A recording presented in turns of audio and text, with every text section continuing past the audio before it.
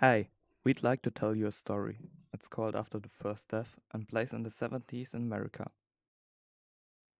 This is Benjamin Marchant. He's a young boy who attends a boarding school called Castleton Academy in Pompeii. He's the son of the general of an anti-terrorism organization and comes from Fort Delta. And he once had a bullet in his chest. But why Ben is having nightmares of screaming children and what exactly happened, we'll tell you later. In this scene, Ben is sitting in his room of the boarding school.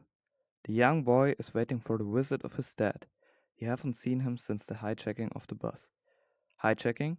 Yes, you heard right. That's Miro, a 16-year-old teenager who has been raised by Artkin. That's Antbe and Stroll. They are all terrorists and are waiting for the big moment, the hijacking of the bus, to gain freedom for their homeland. Now they are overtaking the bus. It's Miro's big day. He thought in a bit he's going to kill his first man, the driver of the bus.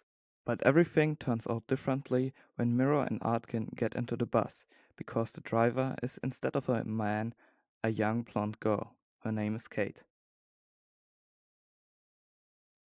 This is Kate. She's really frightened. Her whole body is betraying her the moment she saw Miro's hand is putting out the gun.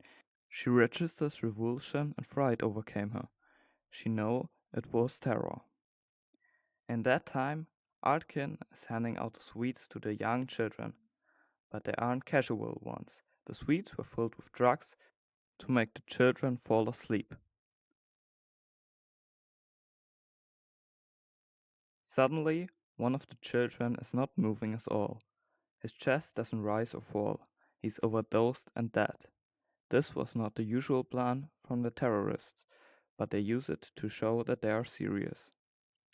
Then the terrorists are demanding that Kate drives to a bridge.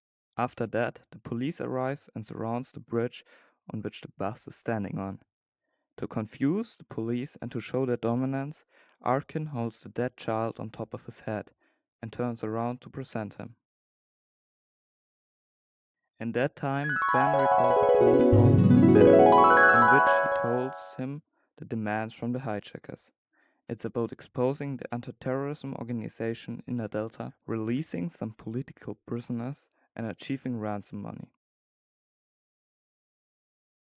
In the end, his dad tells him that he needs Ben's help and they agree to meet up. Meanwhile, in the bus, Kate is changing her pea-soaked underwear while Miro is watching her and thinks she's quite attractive. Kate realizes that and uses that for her advantage.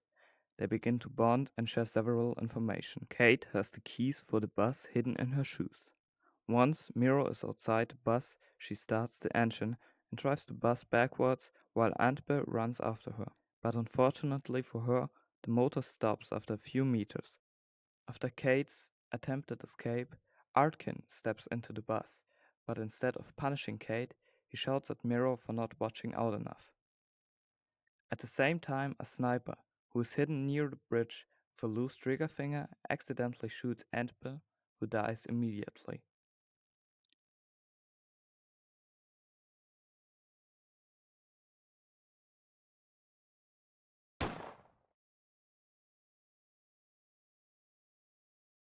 For the death of Antbe, Artkin chooses one child from the bus, which he kills as an compensation.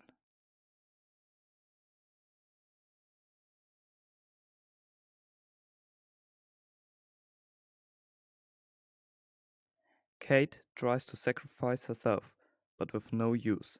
She can't change his mind, and Artkin takes Raymond with in the bus. In the van, Artkin shoots Raymond.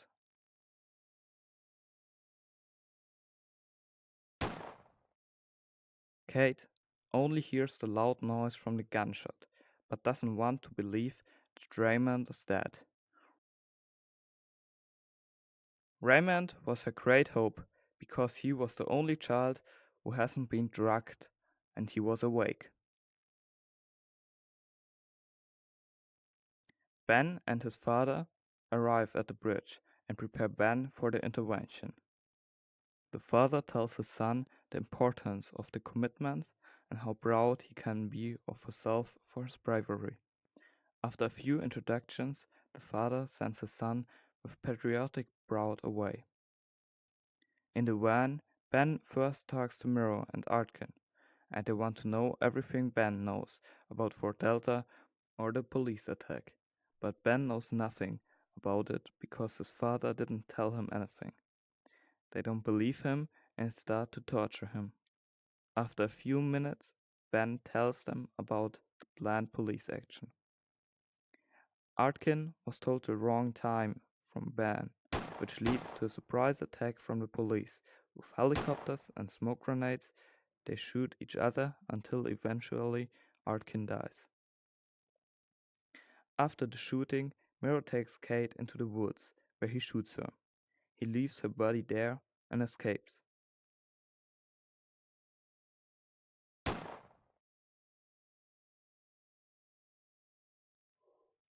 Some time went by, but Ben still feels so guilty because he thinks he failed the operation, so that he commits suicide and jumps off a bridge.